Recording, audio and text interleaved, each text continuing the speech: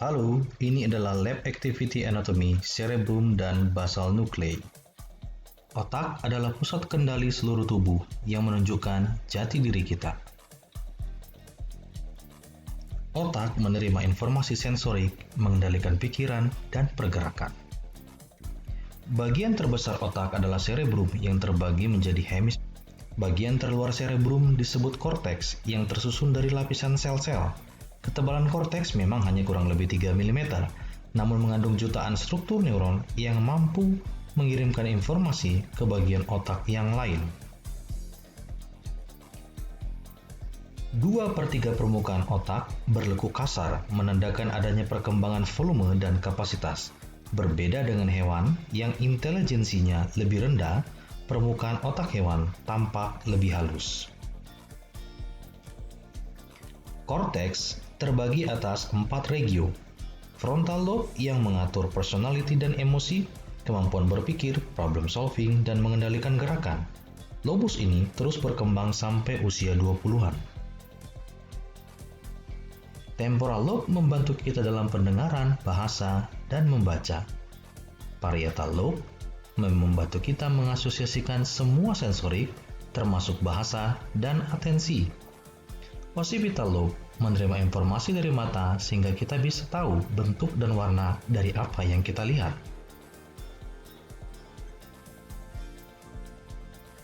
Dalam keseharian, manusia melakukan ribuan gerakan, mulai dari berjalan, menulis, memegang gelas, dan banyak gerakan keterampilan lain. Mungkin pernah tersirat pertanyaan, struktur apa yang berperan untuk mengatur sedemikian rupa sehingga gerakan-gerakan kita tampak teratur? Jawabannya adalah basal ganglia atau basal nuclei. Ini adalah model ventricle.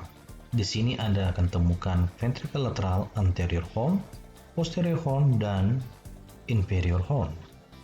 Di bagian tengah dapat dilihat ventricle 3 yang terhubung dengan ventricle 4 melalui cerebral aqueduct. Model struktur ventricle ini akan menjadi dasar panduan untuk identifikasi anatomi basal nuclei. Struktur marka lain adalah thalamus yang berada di kedua sisi ventricle 3.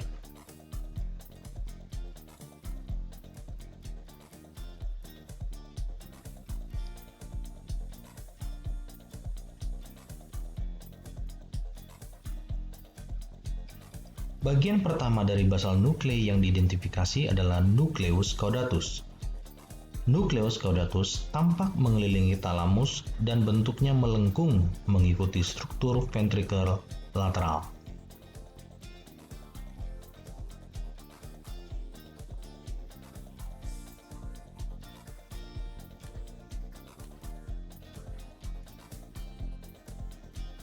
Nucleus caudatus dipisahkan dari bagian basal nuclei lain oleh kumpulan serabut atau akson yang berasal dari dan menuju ke korteks. Bagian teratas atau yang paling rostral serabut ini disebut sebagai corona radiata. Ke arah kaudal bertransformasi menjadi internal kapsul dan berlanjut masuk dalam cerebral peduncle. Globus pallidus berada lateral dari internal kapsul yang terbagi menjadi globus pallidus internal dan eksternal. Putamen berada lateral dari globus pallidus.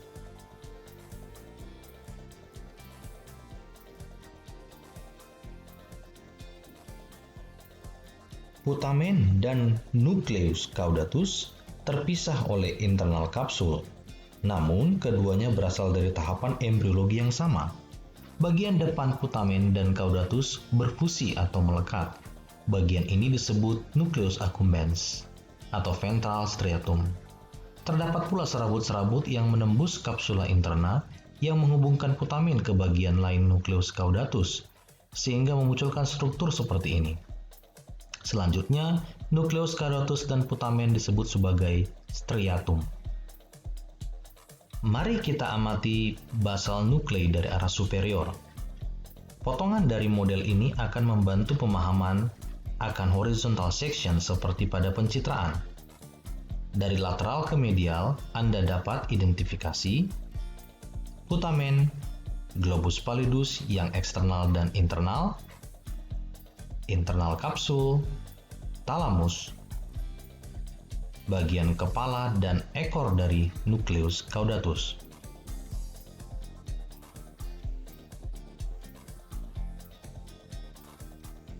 Bandingkan dengan potongan transversal otak kadaver berikut. Putamen, globus pallidus yang eksternal dan internal kapsul, talamus, nukleus caudatus.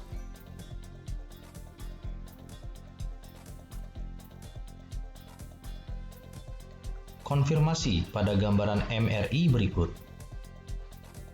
Putamen, globus pallidus yang eksternal dan internal kapsul, talamus, nukleus caudatus. Sekarang, perhatikan potongan ini dari arah posterior. Potongan ini akan membantu pemahaman akan coronal section atau frontal section. Dari lateral ke medial dapat diidentifikasi putamen, globus pallidus,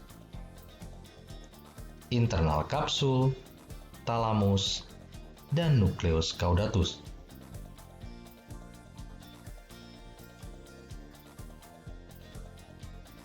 Lanjutkan identifikasi pada potongan koronal kadaver otak berikut. Putamen, globus pallidus, internal kapsul, talamus, dan nukleus caudatus.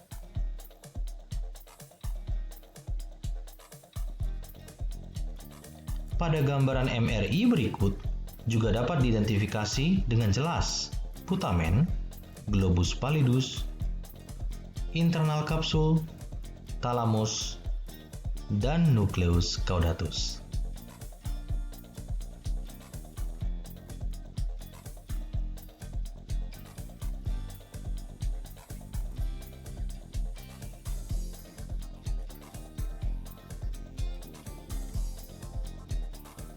Pada akhirnya, pemahaman struktur basal nuklei dan komunikasinya dengan korteks cerebri memberikan pengertian bagaimana motor sistem ini bekerja. Sejauh ini, motor control hierarchy dan sirkuit direct and indirect pathway adalah teori yang paling kuat menjelaskan bagaimana otak mengendalikan semua pergerakan kita.